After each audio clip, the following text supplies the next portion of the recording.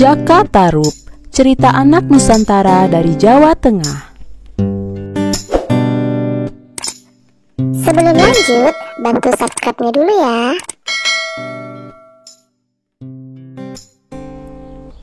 Pada zaman dahulu, ada seorang pemuda bernama Jaka Tarub. Sepeninggal ibunya, Jaka Tarub mengisi hari-harinya dengan berburu. Hampir setiap hari, ia berburu ke hutan. Hanya dengan berburulah, Jaka Tarub bisa melupakan kesedihannya. Begitu juga pagi itu, Jaka Tarub pergi ke hutan untuk berburu seperti biasanya. Ketika sampai di hutan, ia hanya menunggu hewan buruan lewat di depannya. Tetapi tak ada satupun hewan buruan yang ia dapat. Jaka Tarub pergi ke danau Toyawening. Karena kehausan, tiba-tiba ia mendengar suara gadis-gadis yang sedang bercanda.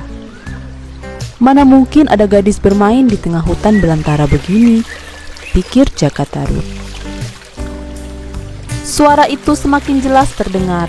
Jaka Tarub mengintip dari balik pohon besar. Alangkah terkejutnya ketika dia menyaksikan 7 gadis cantik sedang bermain di danau Toyawening. Semuanya berwajah cantik. Dari percakapan mereka, Jaka Tarub tahu kalau 7 gadis itu adalah bidadari yang turun dari kayangan. Apakah ini arti mimpiku waktu itu?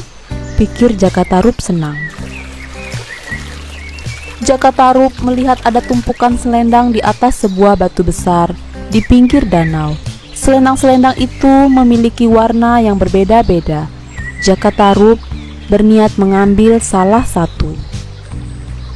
Dengan hati-hati, Jaka Tarub berjalan menuju selendang-selendang itu. Jaka Tarub mengambil yang berwarna merah. Setelah berhasil, dia buru-buru menyelinap kembali ke tempat semula di balik semak-semak. Tiba-tiba, terdengar aba-aba dari seseorang bidadari. "Ayo kita pulang sekarang, sebentar lagi hari akan gelap." "Iya benar, ayo kita segera pulang sebelum matahari terbenam," sahut lainnya. Dan akhirnya para bidadari itu keluar dari danau. "Di mana selendangku?" teriak salah satu bidadari. "Siapa yang mengambil selendangku?" "Di mana kau taruh selendangmu, Nawangwulan?" tanya yang lain. "Tadi di sini," jawab Nawangwulan. Ia terlihat sangat panik. Karena tanpa selendang itu, dia tidak akan bisa kembali ke kahyangan. Karena hari sudah mulai gelap, yang lain terpaksa meninggalkan Nawangwulan sendirian. Dia hanya bisa melambaikan tangan kepada ke-6 teman-temannya yang terbang menuju kahyangan. "Mungkin sudah nasibku untuk menjadi penghuni bumi," pikir Nawangwulan sambil menangis. Dia lalu bergumam, "Barang siapa yang bisa menolongku akan kujadikan saudara jika dia perempuan.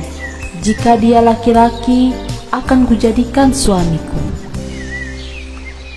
Jaka Tarub pun mendengar perkataan dari bidadari Nawangwulan. Lalu Jaka Tarub muncul dari balik pohon untuk menolong Nawangwulan. Akhirnya, Jaka Tarub pun menikah dengan Nawangwulan, seorang bidadari dari kahyangan. Mereka pun dikaruniai seorang putri yang sangat cantik, yang diberi nama Nawangsi.